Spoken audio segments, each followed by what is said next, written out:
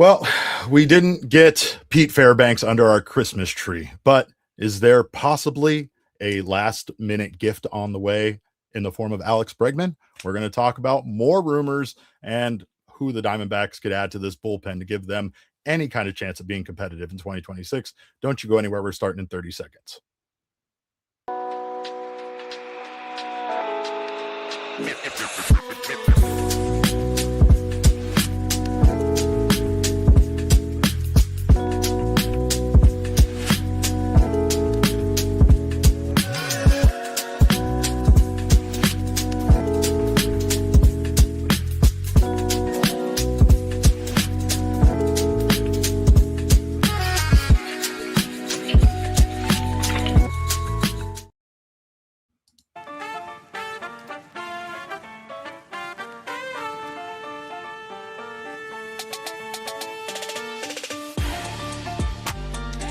Ski and happy holidays to you all. Welcome in to another edition of the PHNX D-Backs podcast right here from my home in Glendale, Arizona. Of course, this show is brought to you by our fine friends over at Game Time. Go download the Game Time app, create an account, and use code PHNX for $20 off your first purchase. Terms do apply. Welcome in, guys. My apologies. Also, I want to apologize first to my internet connection. I've been blaming my internet connection for entirely too long for the performance of my computer. So I apologize for looking too much like a robot in this episode, and hopefully we can work our way through it. Got my guy, Damon Dawg, on the ones and twos today. Damon Dawg, I might need you to help me out here with my terrible computer performance today, but I'm thrilled to have you here. And thrilled to have all of you guys here after a holiday. We have more Ketel Marte trade rumors to discuss. I hate that. Ken Rosenthal, though, recently might have just shut down any kind of trade rumors about Ketel Marte going to the Braves. It was discussed briefly in his article the other day over at The Athletic, but Rosenthal said that a deal is unlikely for this reason.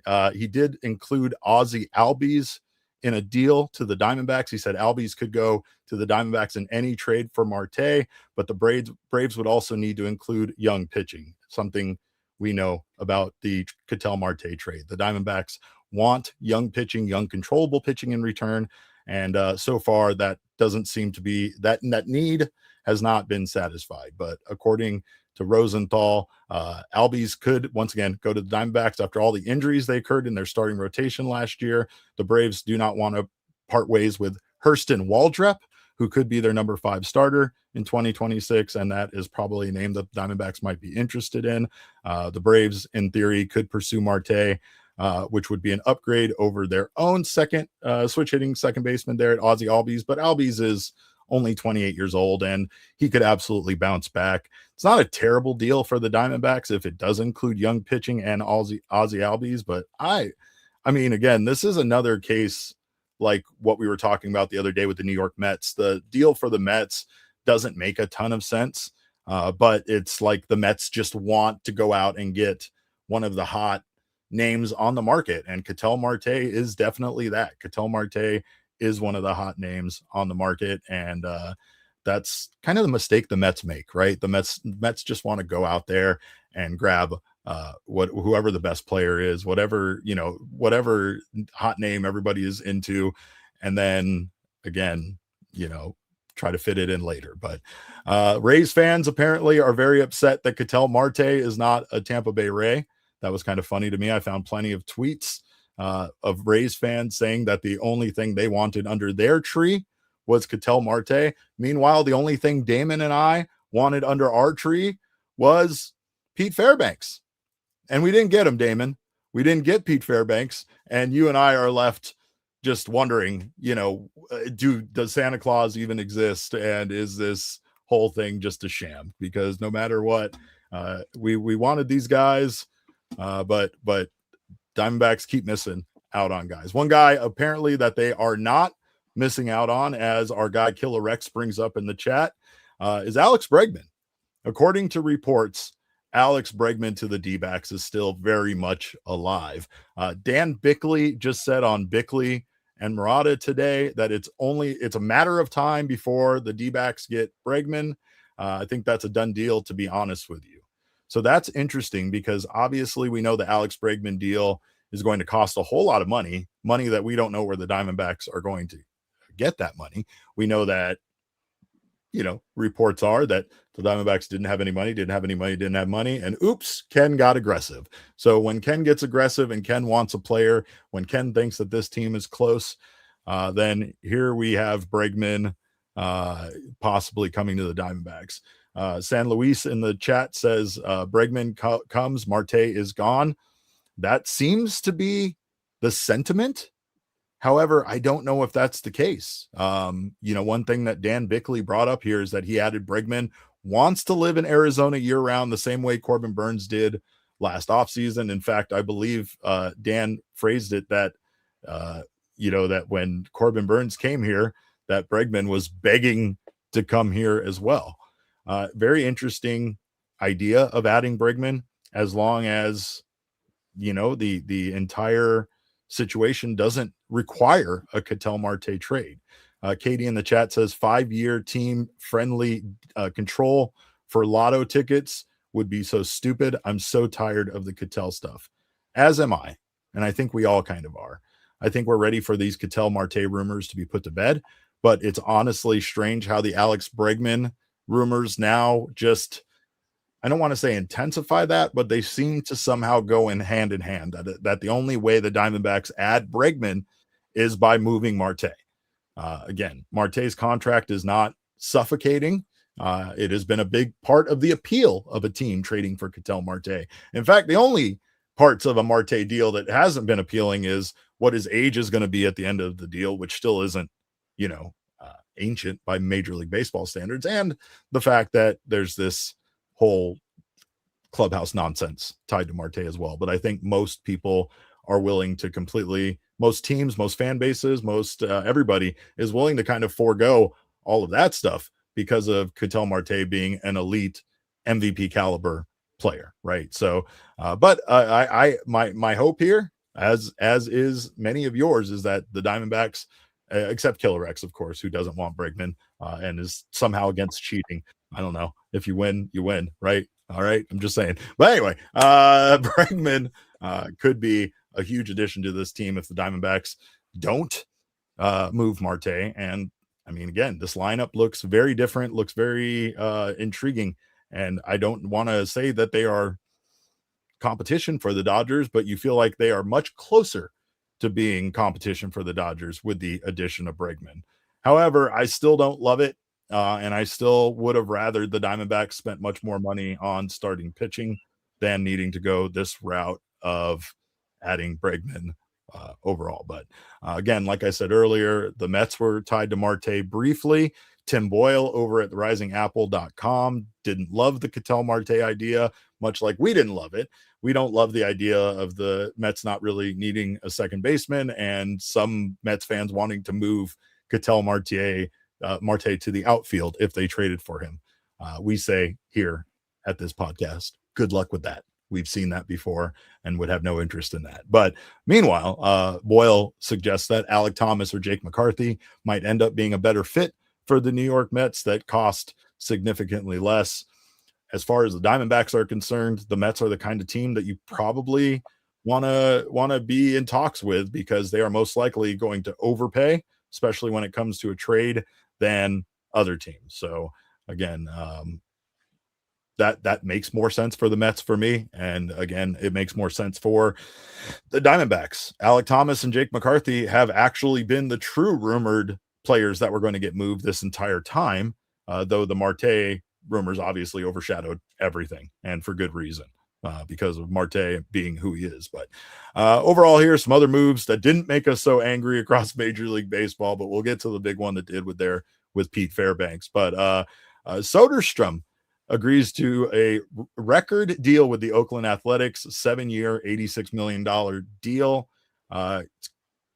You kind of love to see it out of one of the problematic teams that Damon and I have discussed in the past, the teams that don't spend enough, the teams that go out there and add guys just so that they don't get implicated by the Major League Baseball Players Association for underspending. But more importantly, I think that this and some of the free agent rumors tied to the A's is kind of a sign about the A's future in Las Vegas. I know that franchise has been kind of a mess, but at times they've still been surprisingly good, and you still feel like that team, can absolutely get, can start working towards their future, which is very positive there in the city of Las Vegas. So feels like they are finally, spending some money, making sure their stars stick around, and overall making sure that this team in the future is an actual baseball team, a real one, not just a pretend one that plays at a minor league ballpark. But that's where they're at with the A's. Good for them. Meanwhile, the Diamondbacks wanted to spend money and didn't. Diamondbacks swing and miss on Pete Fairbanks, and that is the my main grievance, the one I would like to take up on Festivus to air my grievances. I want to air a grievance with the Diamondbacks missing out on Pete Fairbanks. Fairbanks agreed to a 1-year deal reportedly worth $13 million with the Miami Marlins, coming off a season where he really did reestablish himself as not only a reliable late inning arm, but one of the best elite late inning relievers available on the market that wasn't going to cost you an arm and a leg. The Rays still declining his club option doesn't make a ton of sense to me.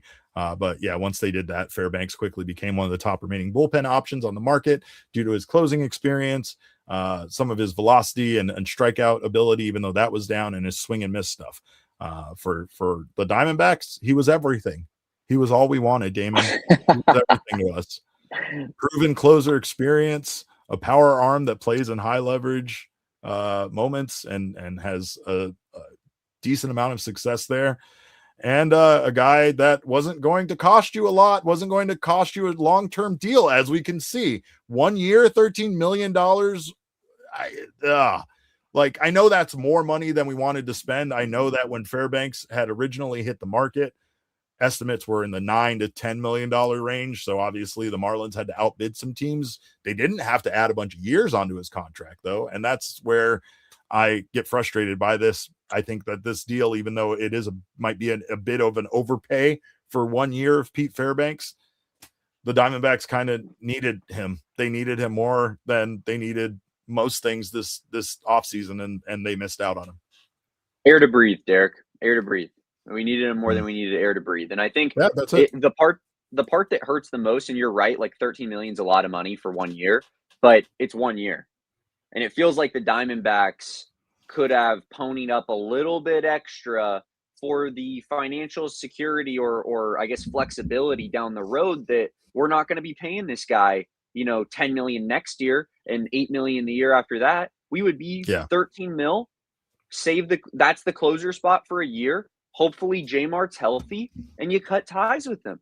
It felt like a perfect marriage in that sense. And I just can't help but feel like if you're Pete Fairbanks, wouldn't you rather be on the Diamondbacks than the Marlins on a 1 year deal? Like the Diamondbacks feel like they're like maybe a back end bullpen option away from being a pretty damn good baseball team. And the Marlins are, I know that they played a lot better last year, but they're still in a division with the Phillies and the Mets and the Braves.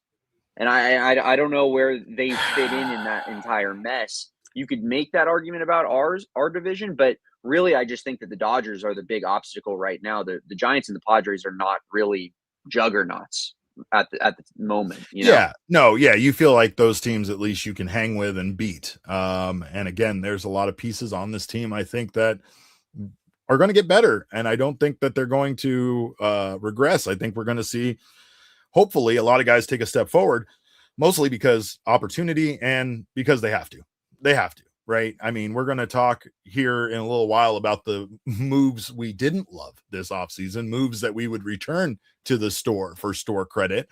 But this was a move that breaks our heart because even though, the Marlins, overpaid a little bit here for Fairbanks, the Marlins were not a bad team last year. In fact, they had one of the best records over a stretch in baseball. The Marlins are a young up-and-coming team, and they are a team that the Diamondbacks technically have to contend with here for a wild card spot if you want to be realistic and immediately kind of write off the idea of the Diamondbacks contending for the National League West, which is fairly reasonable, fairly realistic to do that.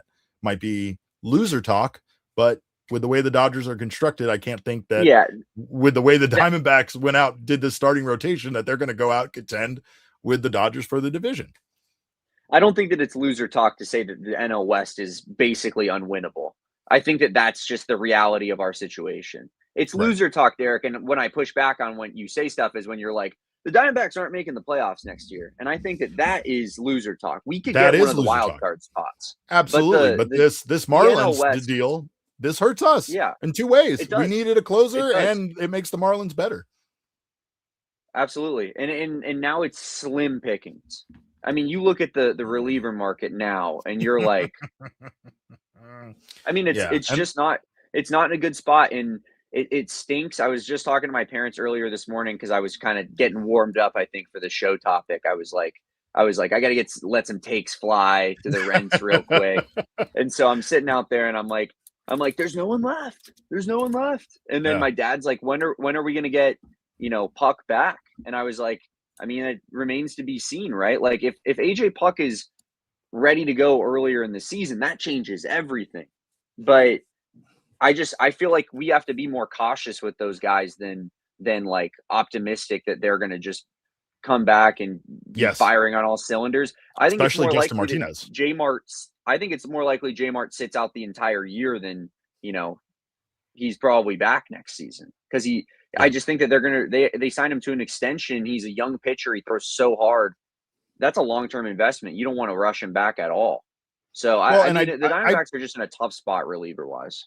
I don't think it's going to be a rush back to get him back at the All-Star break or shortly after that. But you're right. I mean, it's the immediate assumption when you hear a time frame for return is that, that it's going to be on the earlier end of things. But this definitely could be something that comes later in the recovery time. And like you said, the Diamondbacks are more cautious with. Yeah, absolutely. I mean, it's not like Pete Fairbanks is like the best pitcher ever. He just was the only guy that had like legit closer experience that was left, right? And it felt like, well, we got to go get this guy. And he's good. He's good. He's a good pitcher. Don't get me wrong. But as Jesse had outlined on our show on his appearances, like his strikeout numbers, his strikeout to walk ratio had taken a steep decline in the last like 2 years. And a lot of people think that could be kind of the beginning of the end for a closer like that. But yeah, I mean, it's just, I don't, what I'm going to be upset dealing with next season, Derek, and he's here in the chat. And also we have guys like Sean who also are big Tory, haters. I'm going to be so upset, Derek, when we're going through the exact same thing we went through all season this year. And Mike Hazen gets no relief pitching options in free agency. And everyone's like, Torey Lovullo's an idiot who doesn't know how to use his bullpen. And I'm like, this bullpen was 27th in baseball last year. And we made no additions to it. And I think Mike Hazen is good at his job generally. And I think he's built a pretty damn good roster. But his inability to build a bullpen is for sure his Achilles heel. And it continues in this offseason. I don't know when we start wondering what the extra problem is with this team, with the bullpen, with guys developing, with pitching development. I mean, the hope is that the changes they made this offseason might improve that. But I mean, again, you're right of not blaming Torey. And maybe this is ultimately on Mike because he and his assistant general managers and his team, they are responsible for making these decisions on who to bring in and why you bring those guys in, right? Even minor league options, major league options, it doesn't matter. Last year was definitely a year where we saw the Diamondbacks cobble together a bullpen. I think that's the biggest thing is that they added guys from the minor leagues. They added guys from castaways from other teams. They added anybody they could. They gave guys a shot. Some guys didn't work out. Some guys did. Some guys worked out for a period of time and then kind of came back to earth. Other guys were incredible at times. Nabil Krismat is a guy I think that deserves his flowers. But with the Diamondbacks continuing to look for any kind of late inning certainty, Pete Fairbanks felt like that answer. He would have immediately stepped in as the primary closer for now. And who knows how that develops over time with those guys that Damon mentioned returning. Who knows how overall, what happens with the bullpen, right? But the weird part about it is that Arizona here reportedly kicked the tires on Pete Fairbanks. We talked about that. We had, several sources bringing up that they were in talks with him, but apparently, I don't know if it was the discomfort with his injury history or reluctance to commit that much money of $13 million to a single reliever. Or frankly, if like Jesse said, like Damon just brought up about what Jesse said, if the declining numbers in some way were a red flag to them that they didn't feel like investing this much in Fairbanks. The result is the same. Another viable bullpen option has come off the board, and this bullpen option did not go to the Arizona Diamondbacks. For a team trying to contend while walking a very tight rope, a very much a financial tightrope, missing out on Fairbanks could loom large if the bullpen consistency is so bad in 2026. And also if they can't go out there and add another arm. We have a good idea of an arm, but we're going to talk about it on the other side of this break, but it does make me wonder if, like what Christopher says here, not signing Fairbanks reinforced the Bregman rumors. Bregman rumors are out there, and $13 million is a lot of money to spend if you're going to go out there and try to also still add Alex Bregman. So,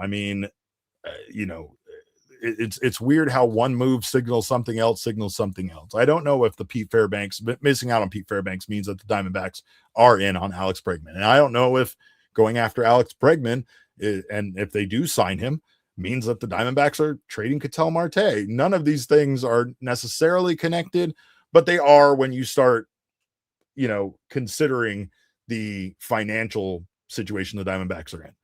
Mike Hazen has said it, and he has kind of been clear that they're not in the huge financial predicament that so many of us think that they are in. Again, these are decisions that are just simply being made, and should somebody like Bregman fall to the Diamondbacks for an amount that they feel is fair and perhaps less than what the estimates were going to be for Bregman, then maybe, that's when they decide to randomly once again open up the wallet and spend on a high price free agent. I can't believe that's the case. And again, like I said earlier, Bregman will be a great signing. We're going to be excited about it. We are going to emergency podcast the hell out of it if it happens. I still would rather that the Diamondbacks, if they do spend that money, spent it elsewhere, specifically pitching, right? It's easy for me to say that, though. Maybe those options weren't, maybe they didn't want to move here. Maybe Fairbanks felt comfortable staying in Florida, right? Maybe that played a part. The man is weird. The man is delightfully weird. If you ever get a chance to see Pete Fairbanks post-game interviews, especially after he did badly, oh my God, I wanted this man more for that perhaps than his performance on the mound. But again, we don't get any of that. We get nothing. So I'm upset. I did get spoiled by my wife for Christmas, so I'm happy to at least report that. I got some Santurce hats over there. I got all sorts of fun stuff. But, I didn't get Pete Fairbanks. So as much as I want to blame my wife for that, I am kind of blaming her. Like I told her that was like the number one thing I wanted on my list. And I felt like it wasn't a hard thing. She just had to get in touch with Mike and let him know how much I wanted it. But this is why not everything goes your way at Christmas time. But we're going to take a quick break. We are going to talk about an option that the Diamondbacks might still have to add to this bullpen via free agency. We're going to do that on the other side of this short break. Don't you guys go anywhere. You're watching the PHNX Diamondback Show.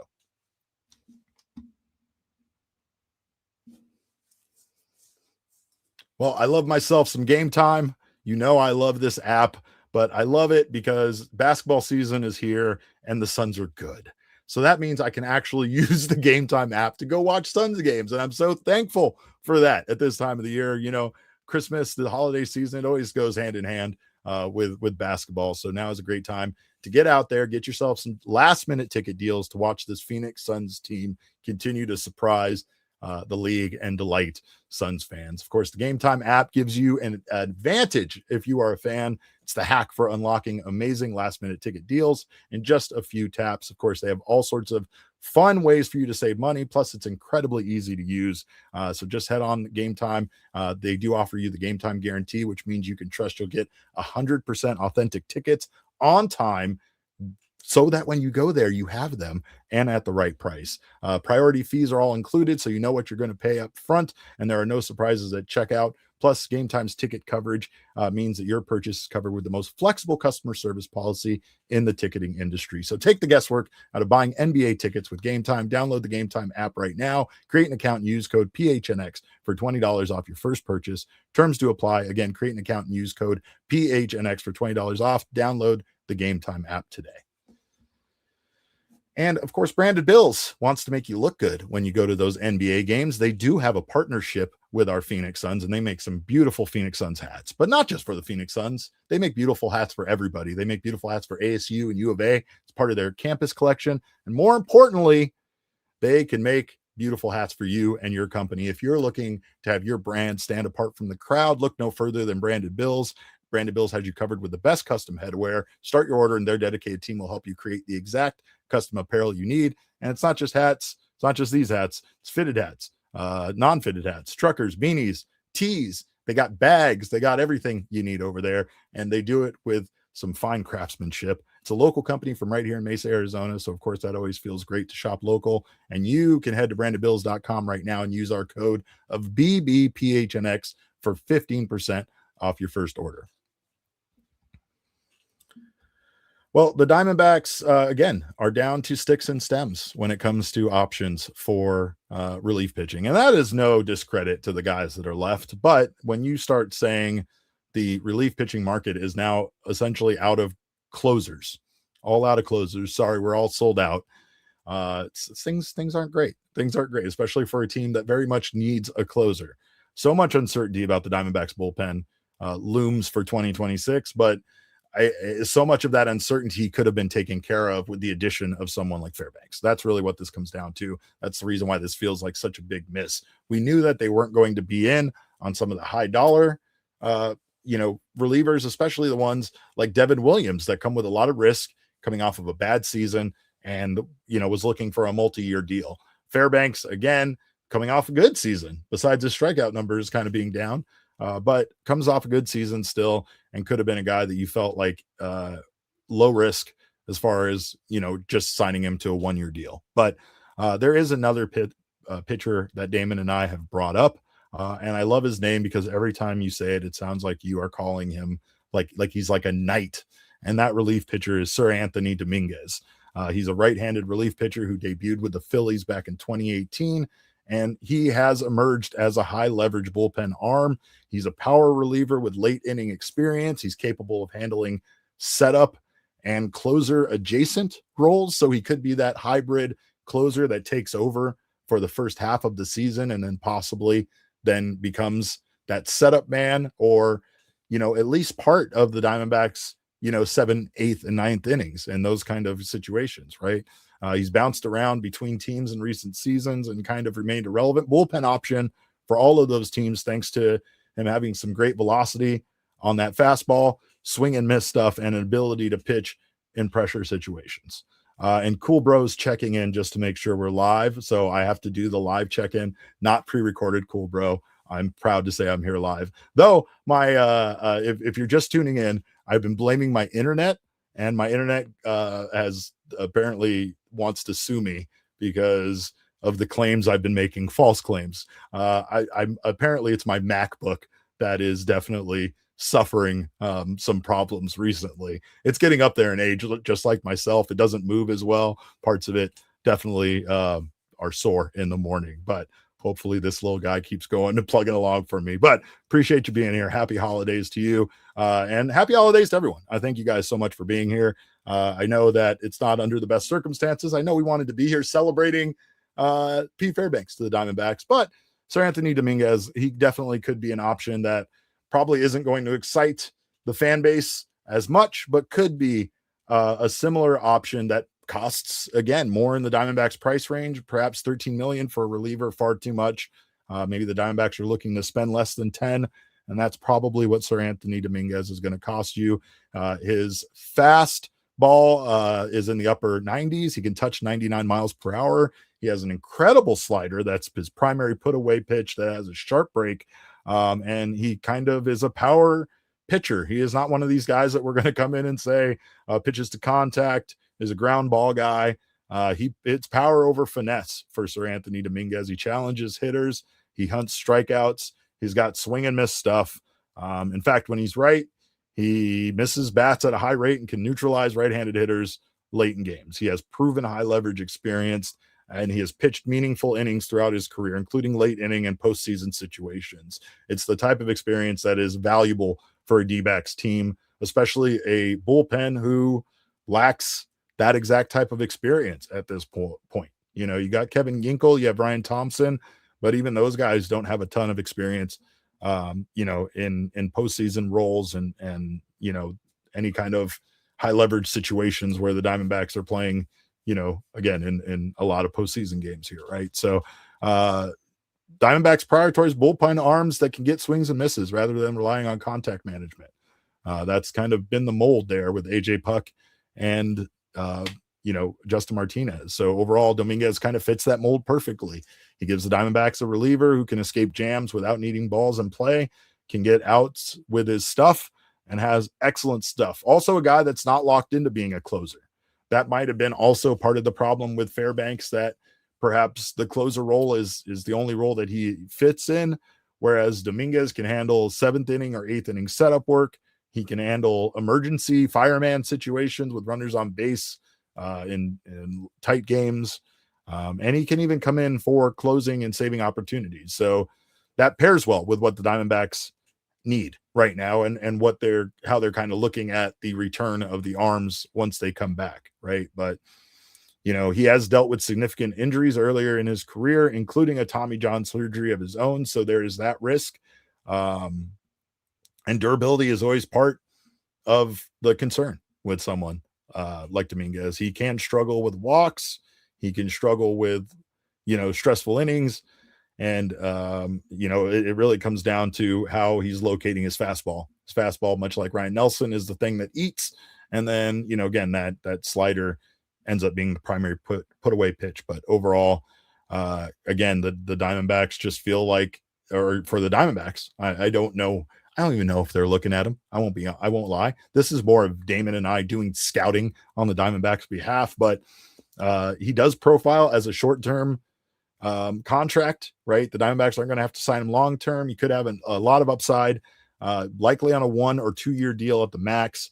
It's affordable. He's going to be affordable compared to elite closers. Excuse me. That was terrifying. All my hats in my room just fell down. And he has a high ceiling if he regains peak form. But again, it makes sense as a power right-hander for the Diamondbacks.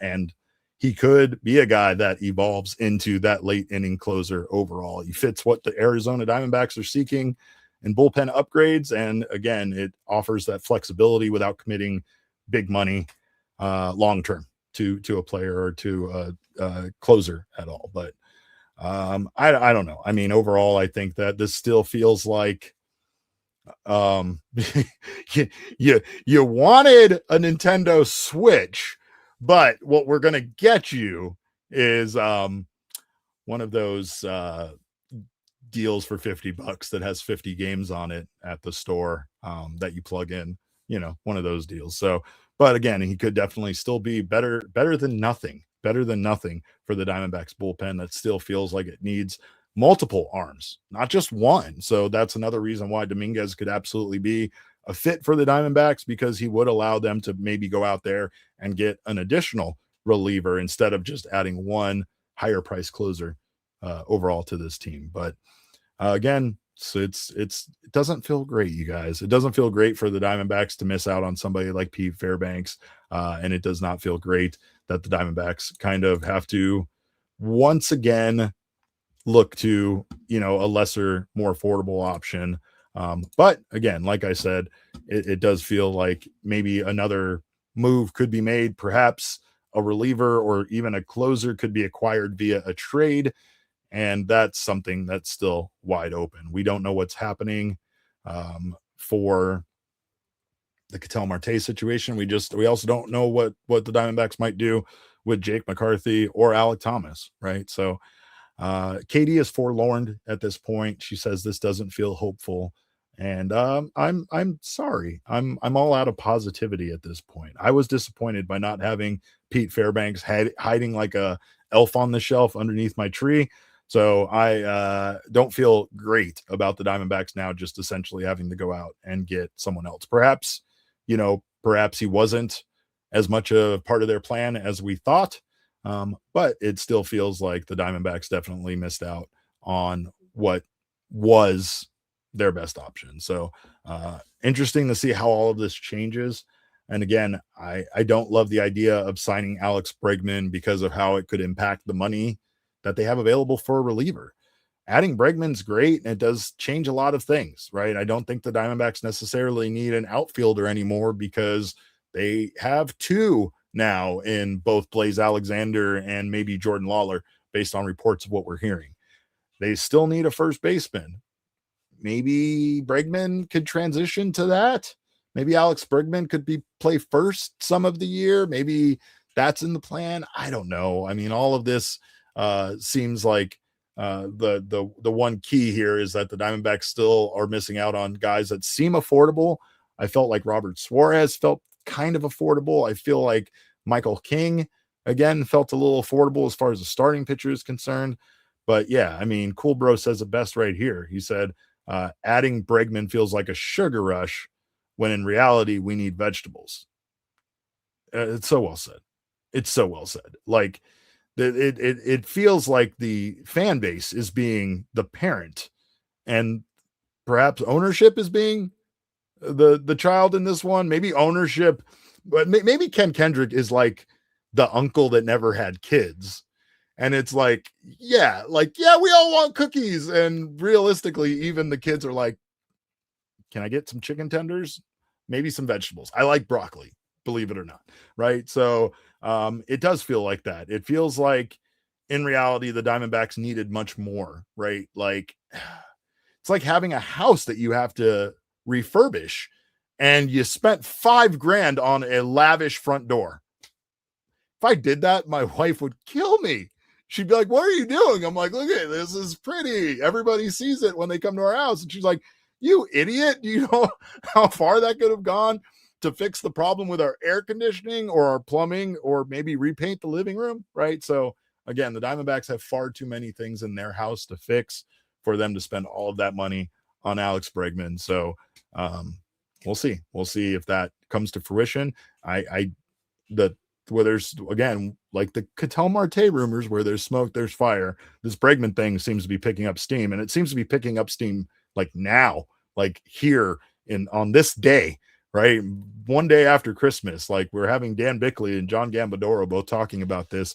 Definitely feels like things are business is picking up just a little bit. But we're going to take a quick break. But before that, I did want to remind you guys, if you haven't done so already, go check out our PHNX newsletter. Our guy, Alex D'Agostino, that knows so much about this Arizona Diamondbacks team, is writing that newsletter, and he is doing a wonderful job at it. It's like having a friend call you up first thing in the morning to talk about sports, but your friend is the most knowledgeable friend you've ever met. So check out our newsletter right now. It's the biggest news in Arizona sports in your inbox daily at 6 a.m. completely free. All you got to do is go to gophnx.com/newsletter and sign up for it today. Well, we have some gifts to return, and maybe none of the Diamondbacks gifts. They didn't do a bad job, but some of these other teams might have done a bad job on getting their fan bases gifts. So we're going to talk about some deals that Damon and I would return for store credit soon. And we're going to do that on the other side of this break. Don't you go anywhere. You're watching the PHNX Diamondback Show. Well, Pure Edibles was founded in Arizona, and you know I'm in love with this company. I got my stash of Pure Edibles right here at hand at all times. You see how easy that was? That wasn't even planned. It's just because it's here. I need it near me at all times. They make a wide variety of flavors, strains, effects, And of course, most importantly, different kinds of candy. We've talked about this before, not just gummies. They got hard candies, they got chews, they got soft candies, they got their version of Starburst that they call Kicks, and so much more. They also have this collaboration with Mother Road Brewing Company, one of my favorite breweries in the state. And that is based on, as you see here, one of the most wonderful IPAs in the entire land. Tower Station IPA. Right now, you can get this in an all-in-one THC device. No waiting. It's happy hour all the time. Just smooth tasting THC with a nice, crisp citrus taste to it. Piney hops, all those flavors you love from our friends over there at Mother Road Brewing Company and their Tower Station IPA, an all-in-one device. So, of course, check yours out right now. You can get one in Arizona. You can grab one from any one of your local dispensaries that has this collaboration with Noble Road, or go find yourself some pure edible products from one of over 130 dispensaries across Arizona. And if you didn't get what you wanted this holiday season, Rally House has what you want. It is your go-to spot for all of your favorite local Arizona team gear with tens of thousands of products to shop from. You're guaranteed to find a gift for yourself. I know I sound selfish when I'm saying this, but this is that time of the year, right? We bought gifts for other people. We did that. Now, if disappointment is looming for you the way it looms for Damon and I for not getting Pete Fairbanks, fret not. Go to Rally House, get yourself fitted, treat yourself, as they say, to some of the best local sports team gear. Every time you visit Rally House, you're guaranteed to find something new, unique, and that matches your game day vibe. So check out their locations in Tempe, Mesa, and Glendale today. Find your local Rally House location and shop their entire product assortment online at rallyhouse.com right now. And Damon, you know I got myself some fire. I can't wait. I wasn't even going to wait. I was on a show from home. I wasn't going to waste some of this new hoodies and shirts that I got. I got myself some Sod Poodles gear. I got myself some Hillsboro Hops gear. I am very satisfied with the selection of I'm so ready, Damon. I'm so ready. But what I'm also glad I don't have to do is return anything to the store. No one bought me any missized things. There's no things I'm so dissatisfied that they have to go back. No, everybody did a good job of buying me gifts. I feel like the Diamondbacks have done a good job, except for missing out on Pete Fairbanks. You said that. I was kind of sitting there and I was like, I feel like I didn't get enough from the Diamondbacks. Yeah, I feel no, like you I'm didn't. sitting here and there was like one thing in the stocking and I was like, oh, that's a nice Michael Soroka. Yep. Yeah. And then Merrill Kelly feels like he was already on the team. So it's like not even anything new. And you're sitting there and you're like, is that was it? That was the present? Okay, well, good. Happy Merry Christmas, everybody. Yeah. Right. One time, a long time ago, my wife got herself a new car radio. And since mine wasn't working, she, as a present, gave me her old one. That's kind of what Merrill Kelly feels a little bit like. Like, I'm not saying it's a disappointment. I'm not saying we didn't need him, but I feel like this gift was already in the house and you just wrapped it and gave it to me is what I feel like. Right. Yeah. But you're right. It does. 100%. And you just have to eat it. You just have to eat it, Damon. You can't complain because now you're the bad guy. All the people that didn't get you gifts, they all get off the hook. And now you're the bad guy because you didn't get enough and you're trying to go to Rally House and buy yourself, a Marvin Harrison Jr. jersey or something. And I don't think you're the bad guy, right? But the question is, Derek, would you rather spend too much money on someone spent way too much money on a gift that was just nowhere near worth it? Or would you rather show up like Mike Hazen and co have showed up this offseason and we're like, yeah, enjoy it. I got you one thing in the stocking. Go reach in and grab it. Yeah, it's fun. Yeah. I mean, we've talked about this with like Secret Santa and White Elephant gifts, right? Why do we set a $40 limit when you're just going to spend $10? What are we doing here? And you do this every year. Can't just spend $10 year after year and expect us to continue to put up with this from you, right? But you're right. There are teams that spent far too little. There are teams that spent too much. Some of these deals that happened, we immediately hated. And we're going to talk about a couple of deals I think that we would send back to the store. I know one that you hated the most. And we have talked about the Atlanta Braves doing some good things this offseason, right? Again, like the Marlins, you feel like the Braves are another team in the mix that if they improve, that's going to impact the Diamondbacks' chances with that wild card and just make things a bit more of a crowded house. give the Diamondbacks more problems, right? But the Yeah. Diamondbacks signed two the Braves. The Braves have two gifts that they got their fan base that I would return to the store immediately. The lesser one is right-handed pitcher Joel Payamps, who they signed to a 1-year, $2.25 million deal, which doesn't make any sense because this is a man that at this point in his career doesn't miss bats, doesn't get ground balls, doesn't eat innings in bulk, doesn't do most things you would want to do, and they paid him what you would pay a fairly decent reliever, right? So, and that's 1 year, $2.25 million. That's the kind of deal that flies under the radar because of how small it is and how short term the deal is. But I mean, the Braves could have just carried him at the tender deadline and they could have paid him less. Instead, they're bringing him back and it doesn't make any sense. Like, you didn't like him then and you could have kept him around, but now he's an option for you. Like, it definitely screams that the Braves like missed out on maybe what they were trying to do and just kind of had to, once again, like Diamondbacks are doing, scramble to make sure that their bullpen and everything is set for this season. Yeah, no doubt about it. I did want to touch on something that's going on in the chat real quick, Derek, just because there's so many great supporters club members here that we have. Sean, Deborah, Aaron, Folding Table. I mean, everybody in here, appreciate all of the supporting club members. We will work on that. They're wondering, Derek, why we don't have a Frog Domo. I know. They're wondering where the cactus light went. They're wondering why we don't have a Corbin running face. And Sean, you are right. It is because it's the off season. And I think that there is like some limit or something that we have. There is a limit to the amount of emoji. Now, we try to make it a bit more timely for the sports that are in season, but go ahead, Derek.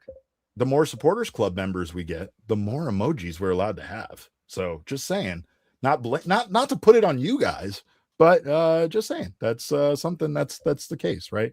But we want to get more emojis in there for us for sure, and we'll have those by opening day. Damon, I'll see what I can do. The other deal I know you hated probably the most this offseason. Ha-Seong Kim coming back to the Braves on a 1-year, $20 million deal for a player who was claimed off waivers by the Rays on September 1st and then became a free agent. I really like Ha-Seong Kim. I meant the Braves got him off waivers from the Rays. Sorry, I messed that up. But yeah. But 1 year, $20 million? It's ridiculous. I really like Ha-Seong Kim, the player. Yeah. I think he's fun as hell to watch. Not my first, but I want to say like 4 summers ago, I went to a Padres game, or whenever it was, like when he was like a rookie, 6 summers ago, and he hit I was watching Padres Dodgers, and he hit a pinch hit home run against the Dodgers in the 8th inning to take the lead.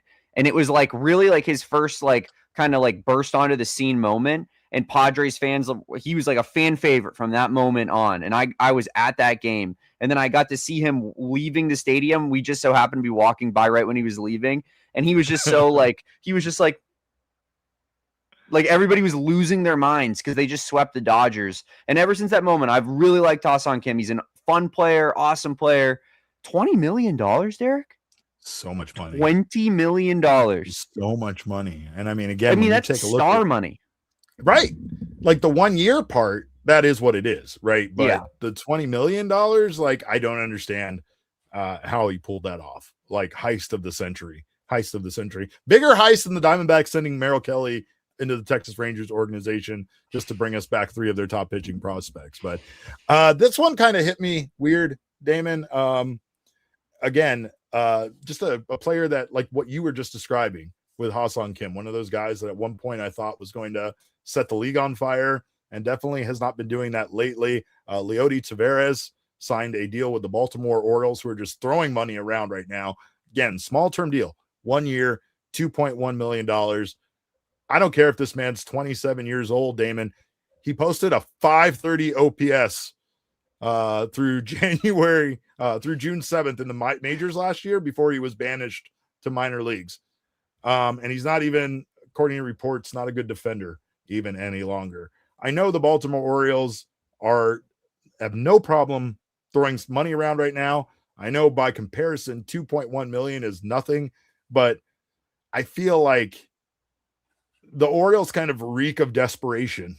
Not to say that they're not getting what they want, because they are, but their moves feel desperate. I don't even really love the Pete Alonso move that much, because I don't feel like Pete Alonso is going to impact you as much as maybe other players you could have gotten once again with that money. But the Orioles are just right now trying to keep up with the rest of the American League East, and they're not doing a bad job at it. They just, again, they like this is one of those moves. Like, nobody's going to even talk about this. Found this in an MLB article of them talking about moves they didn't like, and I couldn't have agreed with this more, because again, there are so many young players out there that you don't have to pay anywhere close to this amount of money in order for you to have a talented young outfielder to give you depth. It's not a minor league deal. Doesn't make a lot of sense. But I'm looking right now, Derek. Josh Naylor is making $60 million less on the same amount of years as Pete Alonso. And obviously he's not the power hitter that Pete Alonso is, but he's a significantly better fielder. And not that he's like great, but he's okay. And Alonso's like notoriously pretty bad. And he's a better average hitter. I don't know. I think I know you don't like Pete Alonso a lot, but I agree. That's not necessarily the best contract I've ever seen. It's just like, again, it's kind of what we were talking about earlier, what Cool Bro said. It's a flashy move. It's a sugar rush, and it's not the vegetables and nutrients that the Orioles needed, right? So that's why it doesn't feel like a great move. And you're right. It's a lot of money when they could have honestly added some other guys that I don't even know what they're going on. Like, it feels like Baltimore did not need a first baseman. Like, I know that their first baseman situation hasn't been great, but I felt like that they had plenty of guys. I guess those guys weren't the guy, though, right? Like, that's what it comes down to. I also don't think Dylan Cease is the guy. That's why I do not love this move of the Blue Jays going out there and spending 7 years, $210 million on Dylan Cease. I mean, it's a huge gamble on the Blue Jays part. And overall, I felt like the Blue Jays didn't really need to go out and be this like reactionary. You were an inning away from winning the World Series, my guys. Like, lock down the players you had that help you get there. Bring Bo Bichette back. Make that more of a focus. Stop going out there and just trying to spend. Like, Dylan Cease, again, I know he's punch out Poppy, but it still doesn't feel like that's going to be long-term success for them. I could be wrong. Cease could bounce back. But what I'll say about Dylan Cease is he's an innings eater. The guy pitches a lot, and he pitches for, generally pretty decent teams. And I feel like he's consistent in that he is a good pitcher, but he's not really like a upper echelon pitcher, and hasn't been for a couple of years now. I think he's pretty good though. I think that's too much money, but if you're a team that has the money to spend and you're like, we need one guy to get us over the top here, if you're the Blue Jays, I could see why they would like it, but I agree with you. 7 years at that figure, a little bit too much money. The one guy I'm looking at here, Derek, that I'm like, now that's going to be probably a monstrosity of a contract. And, I know we've floated this name a lot going to the Diamondbacks for obvious reasons, but I just think it's unrealistic because of he's just not valuable enough for what the money he's going to make. I think Bellinger is going to have just we're going to, like, if he signs a long-term deal, we're going to be looking at that in like 3 years and being like, yeah. Are you serious? He's making $33 million for the next 2 years or something like that. Like, it's going to be wild. I know we don't compare notes, but I also had a deal that hasn't happened yet as being an absolute catastrophe for whatever team it happens to. And it's the Kyle Tucker deal. Kyle Tucker is going to make $400 million. He is. No, I don't even believe that. I think that's like an overestimate. I think it's a move by Boris to get a team to feel more comfortable with paying him like $300 million, but don't let me catch you paying $400 million for Kyle Tucker. That is like 8.7 WAR last year, Derek. 8.7. But still, that's crazy. Oh wait, no, that's crazy. Not true. No, that's not true. What is MLB telling me? Yeah, MLB told me. MLB.com told me 8.7 on their free agent tracker, and then I'm like, that's ridiculous. And I look it up, and it's 4.6. Yeah.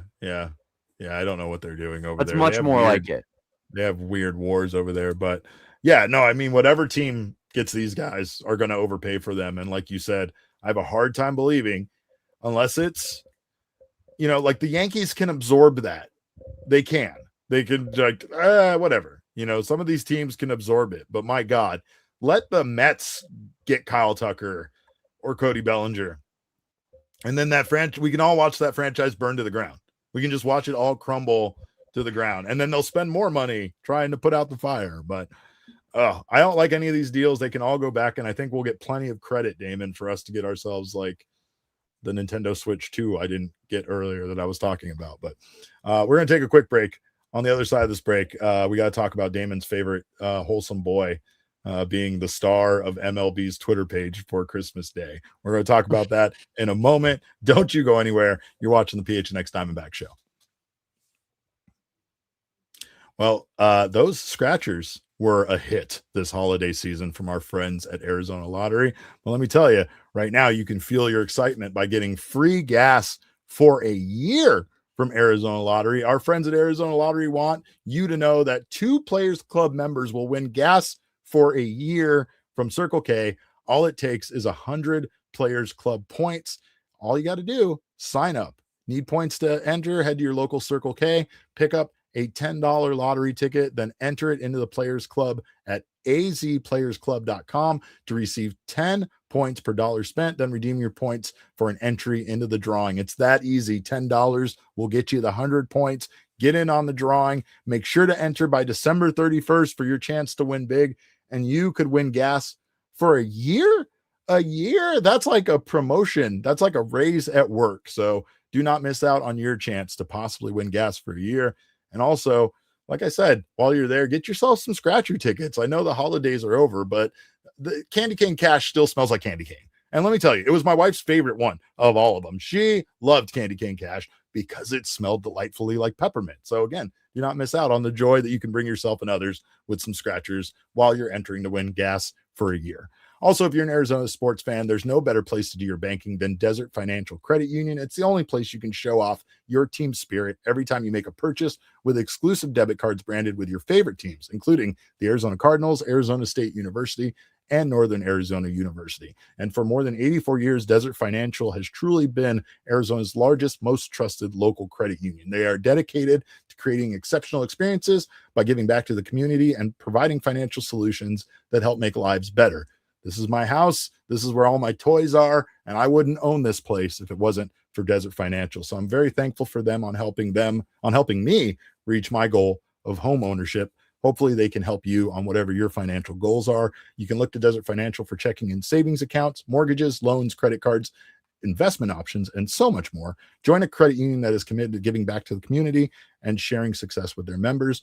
Right now, when you open a free checking account online, you can get $200 in bonuses. Get started by visiting desertfinancial.com/200 today. It's a great way to rebound from all of that holiday spending we all just did. Well, before we get out of here, I just wanted to take a moment to share in the wonderfulness that was what Pavin Smith did for his parents back in 2017. Major League Baseball featured it on their Twitter page. I remember when this happened. I remember years after it happened, still enjoying in the pure joy that was Pavin Smith and what he did for his family. But in case you haven't seen it, I think we have the video, Damon, to play. This is Pavin Smith giving his parents the greatest gift any child could give their parents. Words are small, 4 little letters unto each. Okay, just home and love. The words are small, 4 little letters unto each, and yet you will not find in all the wide, gracious range of speech. 2 more so tenderly complete when angels talk in heaven above. Or sure they have no words more sweet than home and love. Home. Thank you for raising me in a great home filled with love, because of all the sacrifices you made to get me where I am. I want our family home to be yours. So I am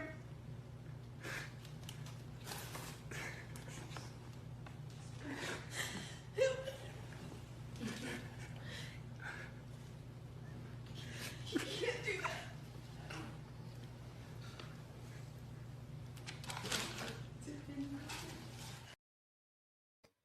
Pavin Smith used his signing bonus with the Diamondbacks to pay off his family's home. And again, it's a beautiful sentiment. Gets me every time, gets me choked up. And I just have to ask, Damon, why are you so mean to this sweet, sweet boy? This is the man you hate? This is the man that is ruining your life and your team? Explain yourself. This is a beautiful sentiment. I was getting pretty choked up and emotional over here myself, Derek. What an absolute callback moment for the Smith family. And Pavin seems like a phenomenal dude. Like a phenomenal dude. Derek, I'd love for Pavin to be the first bat off the bench for this team, the pinch hitter, if you will. I would love that.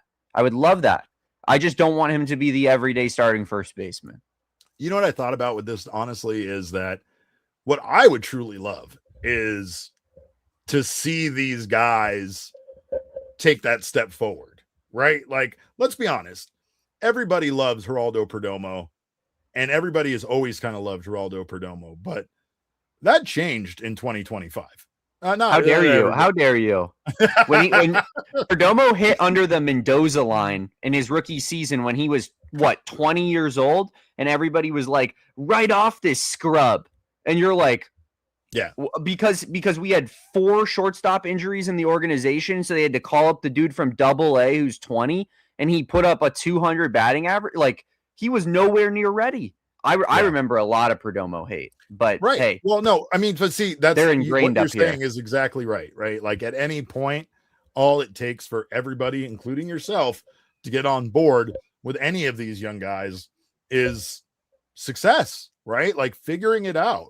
If Pavin came out on opening day and smacked 3 home runs like he did in that one game, right? Like, we would be like, legend. This is my first baseman. This is why we didn't need anybody. We knew it, right? So, and we always believed in Pavin Smith on this podcast. Right. And so, I mean, it's and the same could very much be said, like about Alec Thomas, about Jake McCarthy. Pitching wise, it could be said about Brandon Pfaadt. It could be said about young pitchers, guys that struggled, Kevin Ginkel. Like, anybody can turn things around. And you feel like that's, I guess, it's starting to become apparent that that's kind of what we might have to hope for here for some of these positions that we were hoping they would go out and, go out and address, but we knew that they had limited funds to do so. So again, this is the hope that this is the year that now we see 2 or 3 other guys take that step forward like Perdomo did. If they do, you never know. Yeah, and they don't need to take a Perdomo step necessarily, but if you could just have guys like the Alec Thomas, as you said, the Alec Thomases, the Pavin Smiths, the Blaze Alexanders, the Jordan Lawlers, even I'd say even Gabby Moreno. I'd even throw Gabby in there. I think Gabby is clearly the 5th best position player in this lineup, but or 4th best position player in this lineup as it currently stands, but I also think that Gabby has the ability to put in a more consistent, better offensive season than we've seen from him thus far. So I just think that there's opportunity for a lot of guys on this roster to maybe show us that they have a little bit slightly higher level than we thought that they did going into this year. And that's really what's going to be the game changer for this Diamondbacks team, in my opinion, is how those guys fare. Even if you want to talk about pitching, Brandon Pfaadt falls into that category as well, I think. So just guys that you need to, that are going to be given opportunity, that are young, that this organization has put a lot of resources and belief in, and that you need to take a jump. Well, it's that time, Damon, where my computer has forsaken me. So we're going to get out of here. I do want to thank AZ Cats G for gifting a PHNX Sports membership. All right, that's amazing. Thank you so much, my guy. I appreciate he gifted you. 5 on the Wildcats show the other day. Oh my God. He's what a hero. It's the season of giving. It's the season of giving.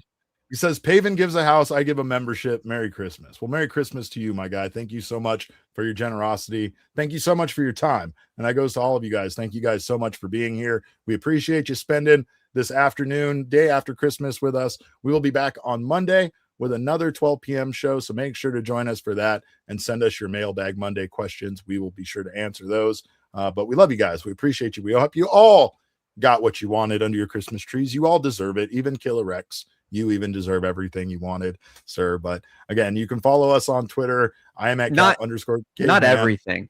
We all know what he really wanted for Christmas, and he's not going to get it. And he's not getting it.